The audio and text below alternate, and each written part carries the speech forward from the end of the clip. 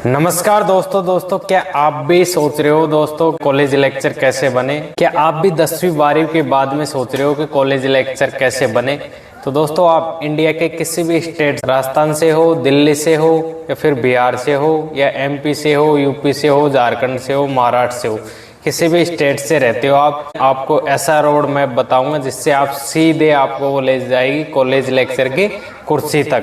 तो दोस्तों अगर आप भी सोच रहे हो यार कि हम भी कॉलेज लेक्चर बने, तो ये वीडियो आपके लिए बहुत इंपॉर्टेंट रहने वाली है। लास्ट तक जरूर देखिए दोस्तों, क्योंकि हर एक पॉइंट ऐसा इंपॉर्टेंट पॉइंट मैं ऐसा इस टॉपिक पर बताऊंगा, एक एक टॉपिकों पर, जो आपको बुक में ढूंढने से भी नहीं मिलेगा। बने रहिए हमारे इस यूट्यूब चैनल पर, पंखीलाल एजुकेशन पर, और आपको ऐसी नई एजुकेशन से रिलेटेड वीडियो आप लोगों के लिए लाते रहेंगे। तो दोस्तों 10वीं के बाद में सही विषय का चुनना जरूरी है। सबसे पहला पॉइंट आता है हमारा भाई कि जब हम 10वीं पास हो जाए तो उसके बाद में हमारा भाई अगला जो भविष्य में हम जिस भी कैटेगरी में पहुंचेंगे, भाई हमें टीचर बनना है या फिर कॉलेज लेक्चर बनना है, तो उस हिसाब से विषय भी तो चुनना पड़ेगा ना भाई, हमारी इस विषय को हम पढ़ा सकते हैं। दोस्तों इंग्लिश लेक्चर बनना चाहते हो आप, तो आपको इंग्लिश लेनी पड़ेगी। अगर आप साइंस लेक्चर बनना चाहते हो तो आपको फिजिक्स केमिस्ट्री लेनी पड़ेगी।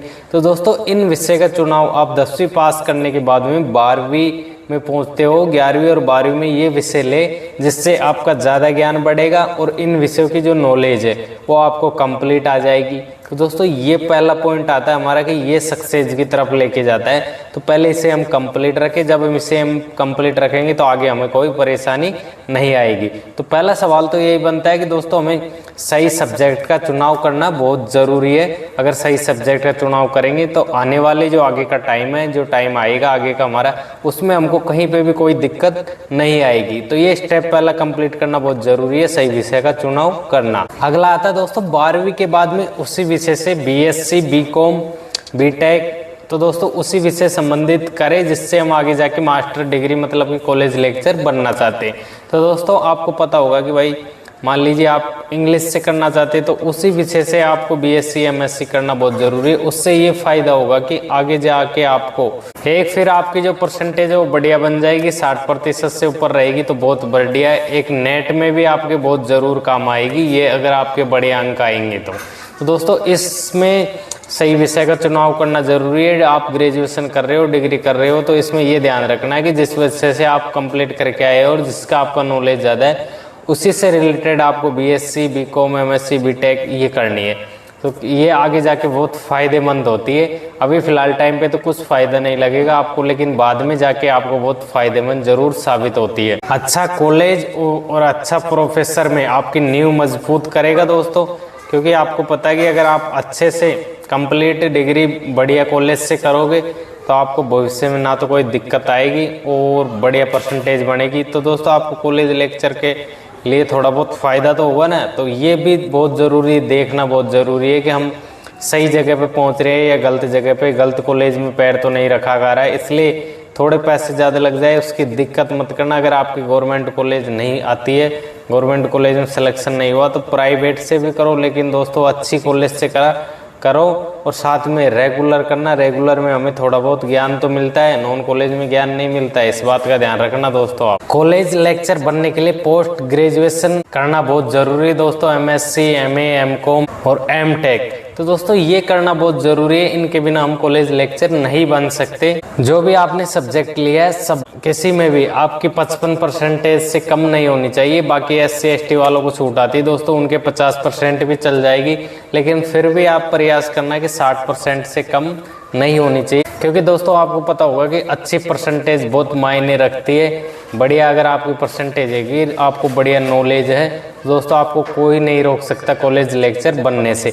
तो जितनी बढ़िया आपके अंदर अनुभव है वो सब कंप्लीट रखे, क्योंकि जितना हमें अनुभव होगा उससे ज़्यादा हमें आगे जाके भविष्य में सफलता प्राप्त होती है। तो दोस्तों इसलिए बहुत एक एक बात का ध्यान रखना पड़ता है कि यार हमें किस जगह पे गलती कर रहे हैं, किस जगह पे सुधार करना चाहिए, तो उस बात का आप ख्याल रखना दोस्तों।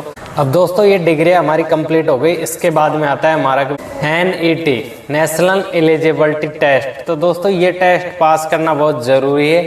इसकी एग्ज़ाम की बात करेंगे तो 2 एग्ज़ाम होती है साल में 6-6 महीने के अंदर। तो दोस्तों ये एग्ज़ाम हम पास कर लेते हैं तो इसके बाद में हम एलिजिबल हो जाते हैं आगे के लिए। अगर आपसे ये टेस्ट पास नहीं होता है तो दोस्तों फिर कोई मतलब नहीं है। तो ये टेस्ट पास करना बहुत इम्पोर्टेंट। तो दोस्तों जब आप नेट कंप्लीट कर लेते हो उसके बाद में आपके एग्ज़ाम होते हैं, फर्स्ट एग्ज़ाम, सेकंड एग्ज़ाम और उसके बाद में होता है आपका इंटरव्यू। तो दोस्तों ये जब आप कंप्लीट कर लेते हो तो उसके बाद में आप कॉलेज लेक्चर बन चुके हो। तो दोस्तों ये पूरा रोड मैप रहता है। और दोस्तों ये फर्स्ट एग्ज़ाम, सेकंड एग्ज़ाम का मैंने सिलेबस पैटर्न बिल्कुल कंप्लीट पूरा A to Z उदाहरण सहित बना दिया है, जो दोस्तों मैं डिस्क्रिप्शन बॉक्स में लिंक दे दूंगा, वहाँ से जाके आप चेक कर सकते हो। बिल्कुल पूरी जानकारी A to Z syllabus pattern की कंप्लीट है दोस्तों, वहाँ से आप देख सकते हो। यहाँ तक पहुँचने के लिए बहुत मेहनत करनी पड़ती है। आपको पता होगा कि जो पीछे आप जो मेहनत करके आए हो उन्हीं मेहनतों में से कई पर्सन तो उन्हीं से रिलेटेड आते हैं। तो इनको कंप्लीट करना। और जो नई शिक्षा नीति के जो पर्सन है NEP 2020, तो दोस्तों उनसे रिलेटेड फिलहाल टाइम की करंट अफेयर्स, तो इनसे रिलेटेड आपके क्वेश्चन आते हैं। और ये डिग्री आपको कंप्लीट करनी है जब ये जिन विषयों से आप कॉलेज लेक्चर बनना चाहते हो उन विषय से ही संबंधित आपको 10वीं के बाद में स्टार्ट करना है कि भाई ठीक है हम यहाँ तक पहुँचेंगे तो हमें 10वीं से ही सब्जेक्ट उस हिसाब से लेनी है, तब जाके दोस्तों यहाँ तक सफलता प्राप्त होती है। अगर आप 10वीं में अच्छी सब्जेक्ट ले लेते हो फिर 12वीं में बढ़िया परसेंटेज बन जाएगी, उसी सब्जेक्ट के हिसाब से आगे की डिग्री करो। तो दोस्तों ये ज़रूरी है कि हमें जिस विषय में अगर हम कंप्लीट है, भाई जिस विषय में हम कमज़ोर नहीं है उससे रिलेटेड ही हमें आगे के लिए भविष्य के लिए कॉलेज लेक्चर के लिए चुनना है। भाई किस विषय ये ठीक रहेगी हमारी, इसमें हम आगे जाके पढ़ा भी सकते हैं। तो दोस्तों ये बहुत ज़रूरी है। अगर आप PhD कर लेते हो तो PhD में तो बहुत कुछ आपको मिल जाता है सीखने को, आप रिसर्च भी कर सकते हैं, आगे का आपका प्रमोशन भी बहुत बढ़िया होता है, बढ़िया सैलरी मिलती है। तो PhD करने से दोस्तों बहुत कुछ फ़ायदा मिलता है। कई में आपको पता है कि जिसने PhD कर रखी है उनके लिए नेट भी कोई ज़रूरी नहीं।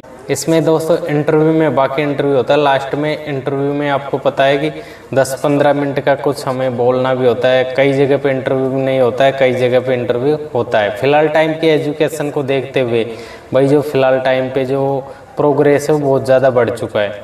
सब जगह आजकल बहुत दूर हो चुकी है नौकरी पाना, तो इसलिए थोड़ी मेहनत ज़्यादा ही कर लेना, क्योंकि रोज़ आप टॉपिकों पे वीडियो बना के देखे भाई हाँ मैं एलिजिबल हूँ कि मैं इंटरव्यू में कुछ बोल सकता हूँ। तो ऐसे कुछ वर्ड्स कंप्लीट रखना है जिनके बारे में आपको पूर्ण ज्ञान होना चाहिए, उसी हिसाब से आप आगे स्पीच देना।